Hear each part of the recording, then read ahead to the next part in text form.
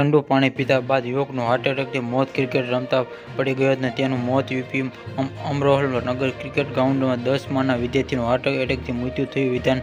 વિદ્યાર્થી શનિવારે બપોરે ક્રિકેટ રમી રહ્યો હતો. આ દરમિયાન તે તરસ લાગી હતી અને તેણે ઠંડુ પાણી પીધું. પાણી પીવાથી તરત જ તે જમીન પર પડી ગયો હતો. આ પછી હાજર વિદ્યાર્થી હોસ્પિટલ લઈ ગયા હતા અને ડોક્ટરે તેનું મૃત્યુ જાહેર કર્યું. બાળકના મોતથી પરિવાર એરેરાઇટ સર્જાઈ. મેદાનમાં મેચ રમાઈ રહી હતી.